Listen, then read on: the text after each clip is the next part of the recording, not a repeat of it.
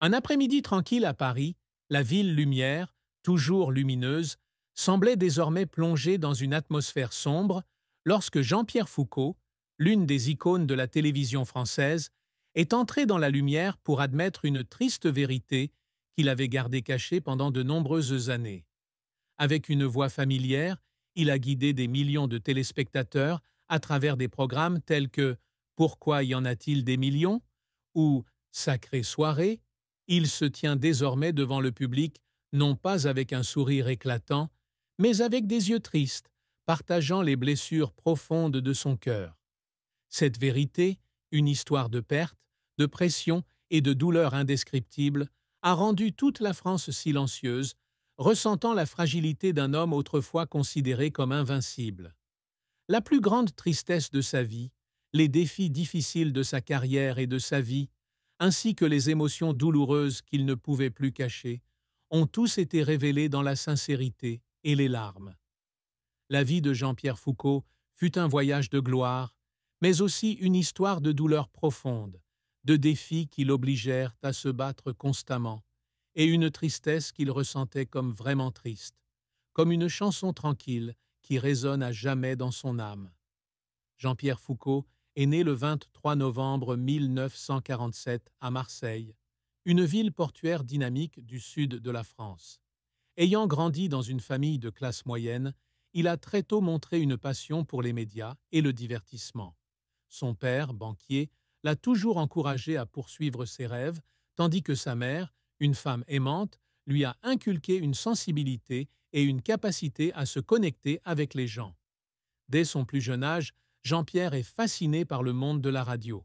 Il restait assis pendant des heures devant la vieille radio de son salon, écoutant les voix captivantes de présentateurs célèbres comme Guy Lux ou Léon Zitrone. Ces voix, fortes mais intimes, ont fait naître en lui un rêve, se tenir devant le micro et apporter de la joie à des millions de personnes. Cependant, l'enfance de Jean-Pierre ne fut pas toujours paisible. En tant que garçon timide, il se sentait souvent gêné par son apparence, surtout lorsque ses amis se moquaient de lui à cause de son corps maigre. Ses blagues, bien qu'inoffensives, lui laissaient un sentiment d'insécurité, le poussant à constamment essayer de faire ses preuves par le talent et l'effort. Il a dit un jour qu'il y avait des jours où il se tenait devant le miroir, s'entraînant à parler comme un présentateur radio, juste pour se convaincre qu'il pouvait surmonter ses propres limites.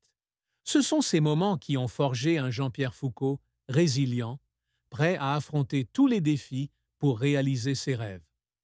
La plus grande tristesse de la vie de Jean-Pierre Foucault fut peut-être la perte d'êtres chers et le sentiment de solitude au milieu de l'éclat de la célébrité.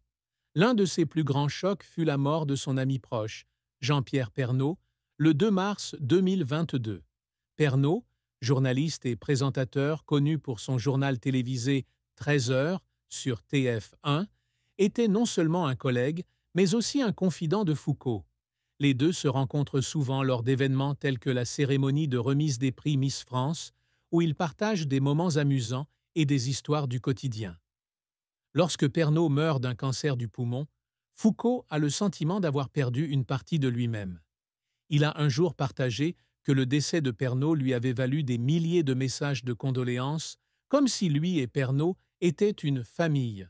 Cette douleur ne vient pas seulement d'une perte personnelle, mais aussi de la prise de conscience que le temps lui enlève peu à peu les personnes importantes dans sa vie.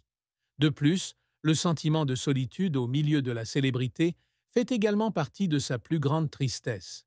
Bien qu'il apparaisse toujours avec un sourire éclatant à l'écran, Jean-Pierre se sentait souvent vide en rentrant chez lui après le tournage.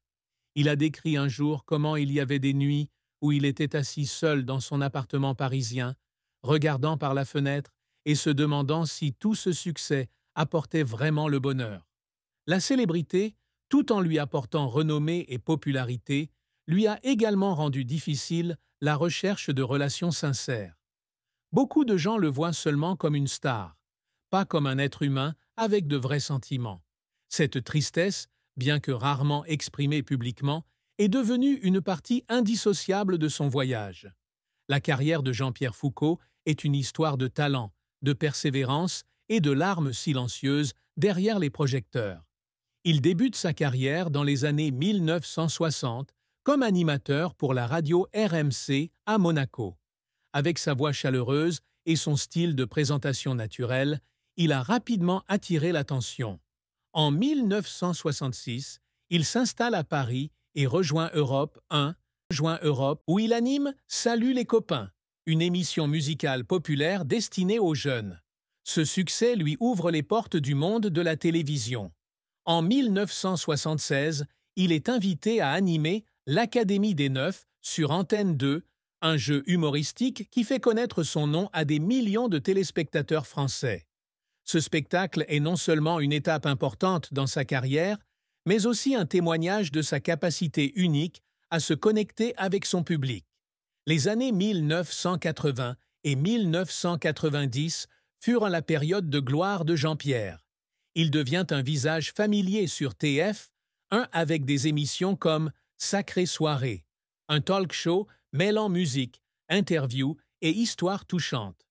L'émission, diffusée de 1987 à 1994, est considérée comme l'une des émissions de télévision les plus réussies de l'histoire française, attirant des dizaines de millions de téléspectateurs chaque semaine. Jean-Pierre n'anime pas seulement l'émission, mais la produit également, s'assurant que chaque épisode procure des émotions puissantes aux téléspectateurs. En 2000, il est choisi pour animer la version française de « Qui sont les millions ?» Qui veut gagner des millions? Une émission devenue une icône mondiale. Avec son style d'animation calme mais charismatique, il a transformé l'émission en un phénomène culturel, gardant des millions de Français devant leur écran chaque soir pour encourager les candidats. Un autre des grands succès de Jean-Pierre fut son rôle d'animateur de la cérémonie de remise des prix Miss France, un événement télévisé populaire en France. Depuis 1996, il accompagne le concours, apportant professionnalisme et une touche d'humour, faisant de chaque saison Miss France une fête nationale. Son engagement envers l'émission ne fait pas seulement partie de sa carrière, mais aussi de la manière dont il établit un lien avec le public, des jeunes filles rêvant de la couronne aux familles réunies autour de la télévision.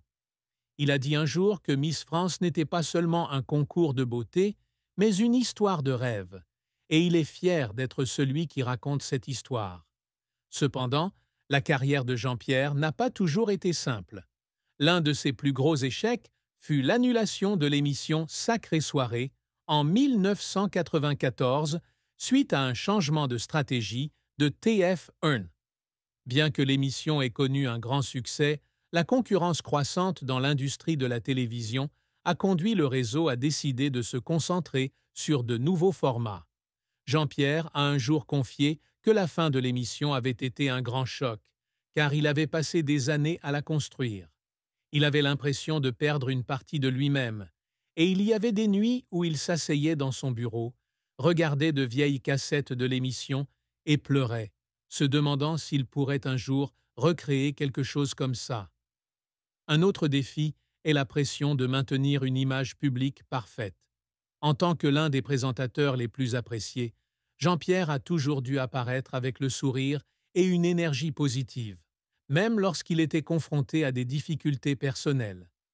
Il a dit un jour qu'il y avait des jours où il devait se tenir devant la caméra, animant l'émission avec le cœur lourd, mais il ne pouvait pas laisser le public s'en rendre compte.